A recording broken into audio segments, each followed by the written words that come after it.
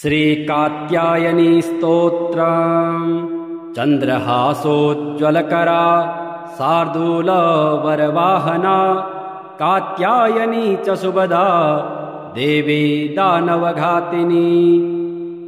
वन्दे वाञ्छितमनोरथार्थाय चन्द्रार्धकृतशेखरां सिंहारूढां चतुर्भुजां कात्यायनीं यशस्वनीं।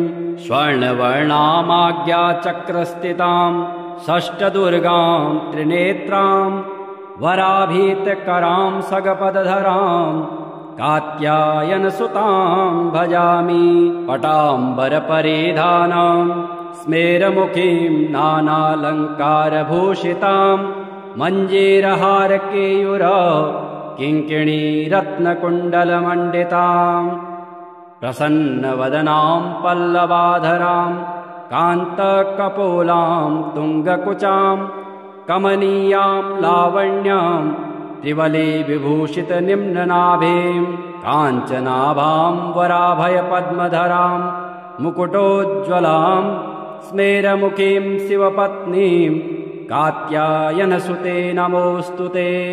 पटाम्बरपरिधानां नानालङ्कारभूषितां सिंहास्थितां पद्महस्तां कात्यायनसुते नमोऽस्तुते। परमानन्दमयी देवी परब्रह्म परमात्मा परं शक्ति परं भक्ति कात्यायनसुते नमोऽस्तुते। विश्वकर्त्रीं विश्वभर्त्रीं विश्वहर्त्रीं विश्वप्रीतां विश्वचिन्तां विश्वातीतां कात्यायनसुते नमोऽस्तुते।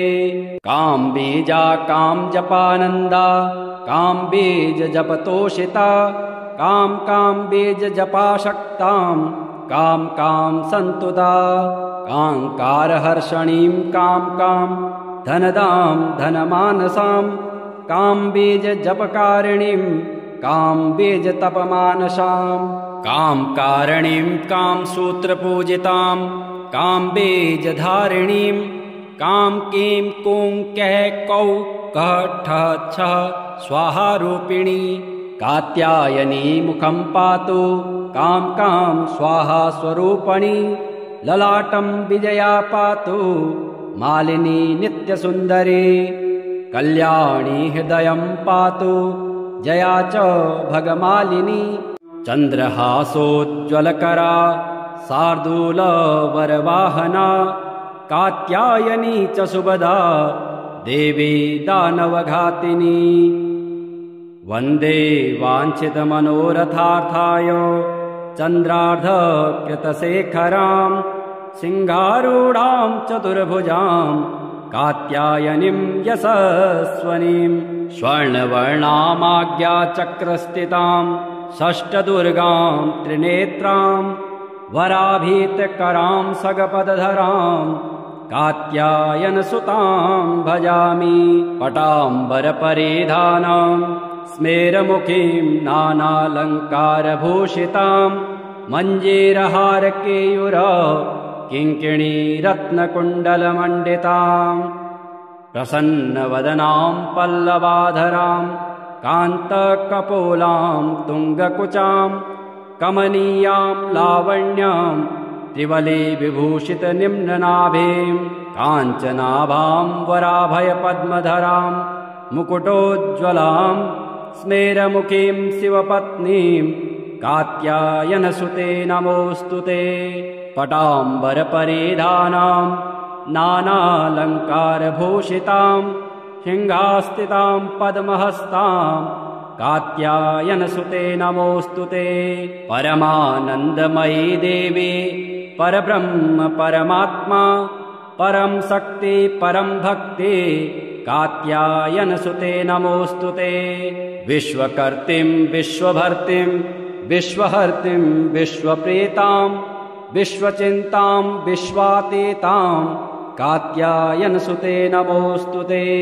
काम्बीजा कामजपानन्दा काम्बीजजपतोषिता काम्बीजजपाशक्तां कां सन्तुता काङ्कारहर्षणीं कां धनदां धनमानसां कामबीजजपकारिणीं कामबीजतपमानसां कामकारिणीं कामसूत्रपूजितां कामबीजधारिणीं काम कीं कूं कः कौ कः ठः छः स्वाहारूपिणी कात्यायनी मुखं पातु काम काम स्वाहा स्वरूपणी ललाटं विजया पातु मालिनी नित्यसुन्दरी कल्याणी हृदयं पातु जया च भगमालिनी चन्द्रहासोज्ज्वलकरा शार्दूलवरवाहना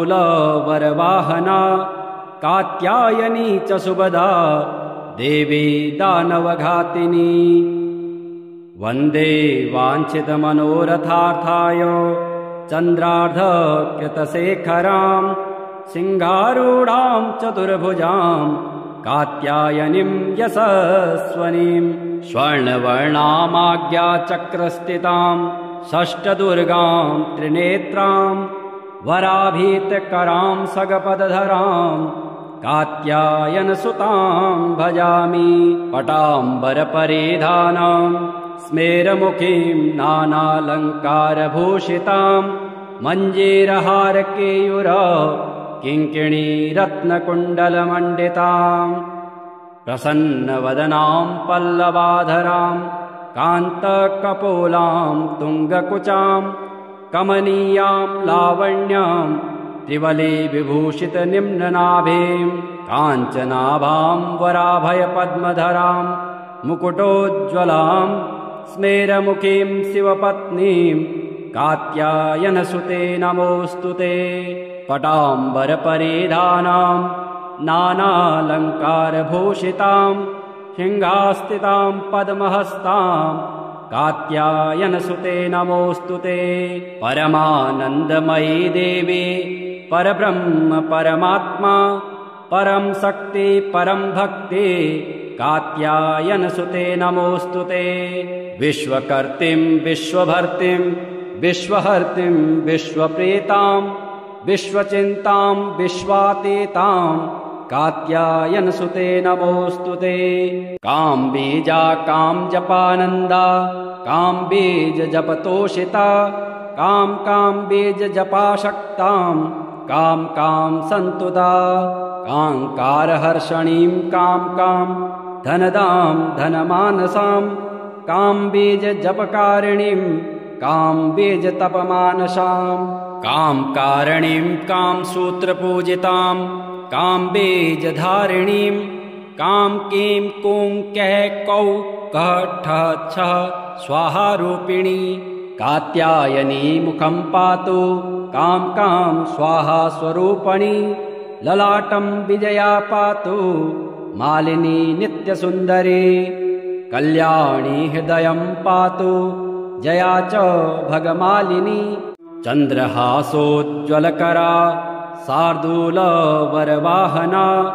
कात्यायनी च सुभदा देवी दानवघातिनी वन्दे वाञ्छितमनोरथार्थाय चन्द्रार्धकृतशेखरां सिंहारूढां चतुर्भुजां कात्यायनीं यशस्वनीं स्वर्णवर्णामाज्ञाचक्रस्थितां षष्ठदुर्गां त्रिनेत्रां वराभीतकरां सगपदधरां कात्यायनसुतां भजामि पटाम्बरपरिधानां स्मेरमुखीं नानालङ्कारभूषितां मञ्जीरहारकेयूर किङ्किणी रत्नकुण्डलमण्डितां प्रसन्नवदनां पल्लवाधरां कान्तकपोलां तुङ्गकुचां कमनीयां लावण्यां त्रिवली विभूषितनिम्ननाभिं काञ्चनाभां वराभयपद्मधरां मुकुटोज्ज्वलां स्मेरमुखीं शिवपत्नीं कात्यायनसुते नमोऽस्तु ते पटाम्बरपरिधानां नानालङ्कारभूषितां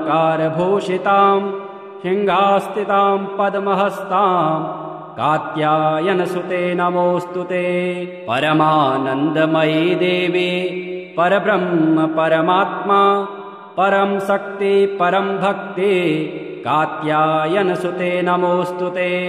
विश्वकर्त्रीं विश्वभर्त्रीं विश्वहर्त्रीं विश्वप्रेतां विश्वचिन्तां विश्वातीतां कात्यायनसुते नमोऽस्तुते। काम्बीजा कामजपानन्दा काम्बीजजपतोषिता काम्बीजजपाशक्तां कां सन्तुदा काङ्कारहर्षणीं कां धनदां धनमानसां काम्बीजजपकारिणीं काम्बीजतपमानसां कामकारिणीं कामसूत्रपूजितां काम्बीजधारिणीं कीं कूं कः कौ कः ठः छः स्वाहारूपिणी कात्यायनी मुखं पातु कां स्वाहा स्वरूपणी ललाटं विजया पातु मालिनी नित्यसुन्दरी कल्याणी हृदयं पातु जया च भगमालिनी चन्द्रहासोज्ज्वलकरा शार्दूलवरवाहना कात्यायनी च सुभदा देवी दानवघातिनी वन्दे वाञ्छितमनोरथार्थाय चन्द्रार्धकृतशेखरां सिंहारूढां चतुर्भुजां कात्यायनीं यशस्वनीं स्वर्णवर्णामाज्ञाचक्रस्थितां षष्ठदुर्गां त्रिनेत्रां वराभीतकरां सगपदधरां कात्यायनसुतां भजामि। पटाम्बरपरिधानां स्मेरमुखीं नानालङ्कारभूषितां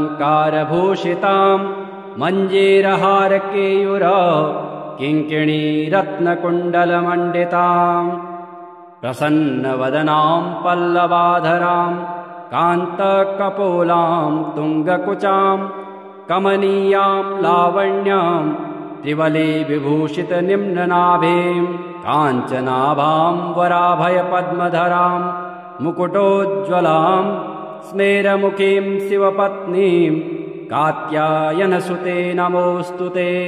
पटाम्बरपरिधानां नानालङ्कारभूषितां सिंहास्थितां पद्महस्तां कात्यायनसुते नमोऽस्तुते।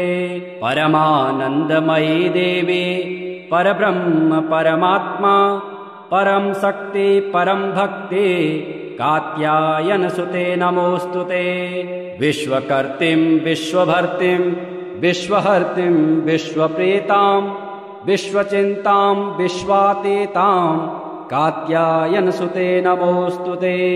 काम्बीजा कामजपानन्दा काम्बीजजपतोषिता काम्बीजजपाशक्तां कां सन्तुदा काङ्कारहर्षणीं कां धनदां धनमानसां काम्बीजजपकारिणीं काम्बीजतपमानसां कामकारिणीं कामसूत्रपूजितां काम्बीजधारिणीं कीं कूं कः कौ कः ठः छः स्वाहारूपिणी कात्यायनी मुखं पातु कां स्वाहा स्वरूपणी ललाटं विजया पातु मालिनी नित्यसुन्दरी कल्याणी हृदयं पातु जया च भगमालिनी चन्द्रहासोज्ज्वलकरा शार्दूलवरवाहना कात्यायनी च सुभदा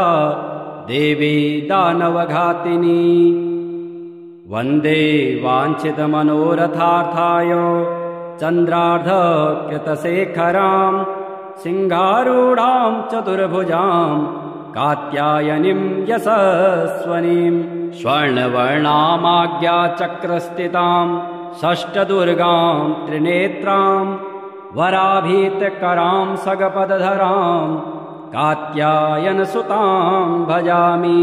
पटाम्बरपरिधानां स्मेरमुखीं नानालङ्कारभूषितां मञ्जीरहारकेयूर किङ्किणी रत्नकुण्डलमण्डितां प्रसन्नवदनां पल्लवाधरां कान्तकपोलां तुङ्गकुचां कमनीयां लावण्यां त्रिवली विभूषित निम्ननाभिं काञ्चनाभां वराभयपद्मधरां मुकुटोज्ज्वलां स्मेरमुखीं शिवपत्नीं कात्यायनसुते नमोऽस्तु ते। पटाम्बरपरिधानां नानालङ्कारभूषितां सिंहास्थितां पद्महस्तां कात्यायनसुते नमोऽस्तु ते। परमानन्दमयी देवी परब्रह्म परमात्मा परं शक्ति परं भक्ति कात्यायनसुते नमोऽस्तु ते। विश्वकर्त्रीं विश्वभर्त्रीं विश्वहर्त्रीं विश्वप्रीतां विश्वचिन्तां विश्वातीतां कात्यायनसुते नमोऽस्तु ते।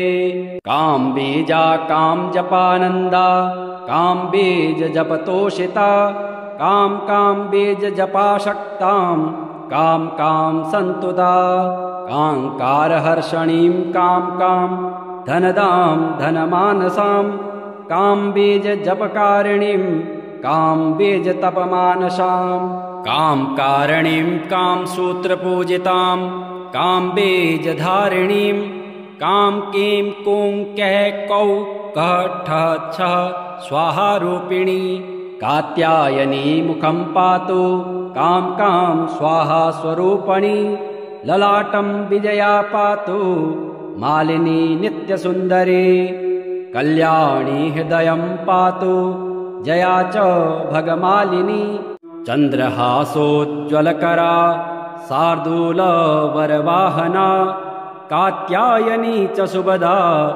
देवी दानवघातिनी। वन्दे वाञ्छितमनोरथार्थाय चन्द्रार्धकृतशेखरां सिंहारूढां चतुर्भुजां कात्यायनीं यशस्वनीं स्वर्णवर्णामाज्ञाचक्रस्थितां षष्ठदुर्गां त्रिनेत्रां वराभीतकरां सगपदधरां कात्यायनसुतां भजामि।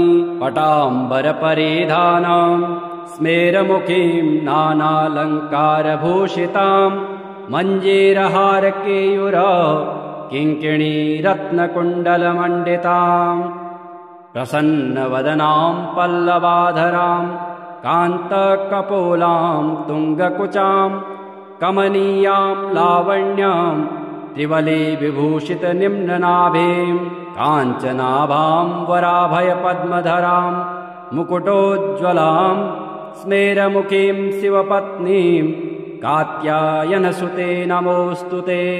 पटाम्बरपरिधानां नानालङ्कारभूषितां सिंहास्थितां पद्महस्तां कात्यायनसुते नमोऽस्तु ते। परमानन्दमयी देवी परब्रह्म परमात्मा परं शक्ति परं भक्ति कात्यायनसुते नमोऽस्तु ते। विश्वकर्त्रीं विश्वभर्त्रीं विश्वहर्त्रीं विश्वप्रीतां विश्वचिन्तां विश्वातीतां कात्यायनसुते नमोऽस्तु ते।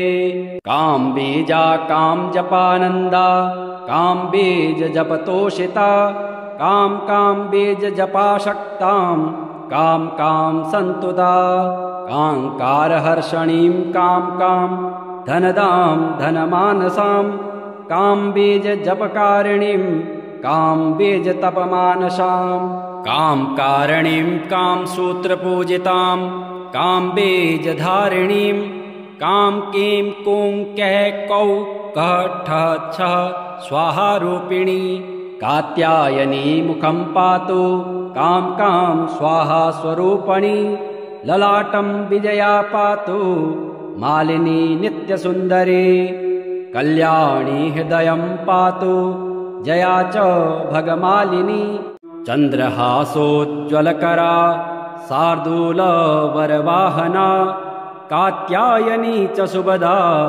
देवी दानवघातिनी।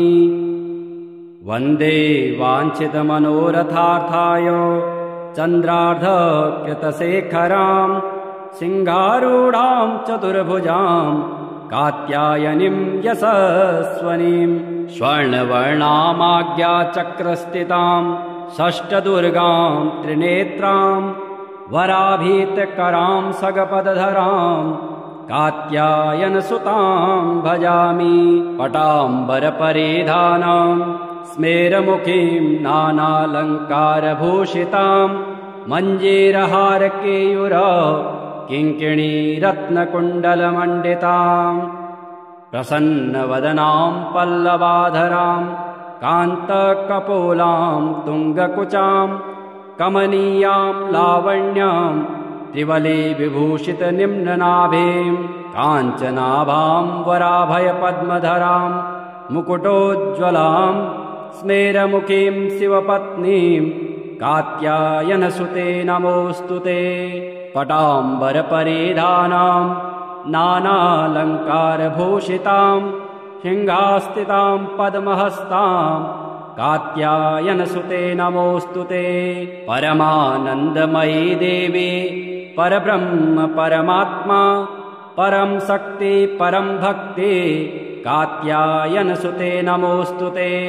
विश्वकर्त्रीं विश्वभर्त्रीं विश्वहर्त्रीं विश्वप्रीतां विश्वचिन्तां विश्वातीतां कात्यायनसुते नमोऽस्तुते।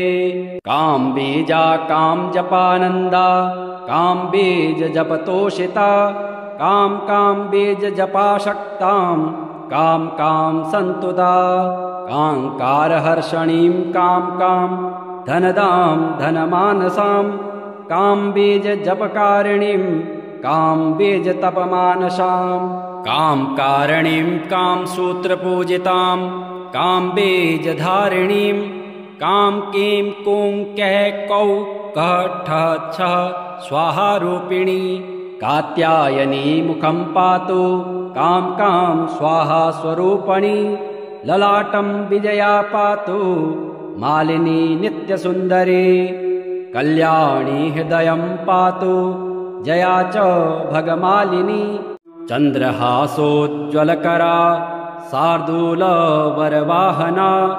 कात्यायनी च सुभदा देवी दानवघातिनी वन्दे वाञ्छितमनोरथार्थाय चन्द्रार्धकृतशेखरां सिंहारूढां चतुर्भुजां कात्यायनीं यशस्वनीं स्वर्णवर्णामाज्ञाचक्रस्थितां षष्ठदुर्गां त्रिनेत्रां वराभीतकरां सगपदधरां कात्यायनसुतां भजामि। पटाम्बरपरिधानां स्मेरमुखीं नानालङ्कारभूषितां मञ्जीरहारकेयूर किङ्किणीरत्नकुण्डलमण्डितां प्रसन्नवदनां पल्लवाधरां कान्तकपोलां तुङ्गकुचां कमनीयां लावण्यां त्रिवलीविभूषितनिम्ननाभिं काञ्चनाभां वराभयपद्मधरां मुकुटोज्ज्वलां स्मेरमुखीं शिवपत्नीं कात्यायनसुते नमोऽस्तुते। पटाम्बरपरिधानां नानालङ्कारभूषितां सिंहास्थितां पद्महस्तां कात्यायनसुते नमोऽस्तुते। परमानन्दमयी देवी परब्रह्म परमात्मा परं शक्ति परं भक्ति कात्यायनसुते नमोऽस्तुते। विश्वकर्त्रीं विश्वभर्त्रीं विश्वहर्त्रीं विश्वप्रीतां विश्वचिन्तां विश्वातीतां कात्यायनसुते नमोऽस्तुते। काम्बीजा कामजपानन्दा काम्बीजजपतोषिता काम्बीजजपाशक्तां कां सन्तुदा काङ्कारहर्षणीं कां धनदां धनमानसां काम्बीजजपकारिणीं काम्बीजतपमानसां कामकारिणीं कामसूत्रपूजितां काम्बीजधारिणीं कां कूं कः कौ कः ठः छः स्वाहारूपिणी कात्यायनी मुखं पातु कां स्वाहा स्वरूपणी ललाटं विजया पातु मालिनी नित्यसुन्दरी कल्याणी हृदयं पातु जया च भगमालिनी चन्द्रहासोज्ज्वलकरा शार्दूलवरवाहना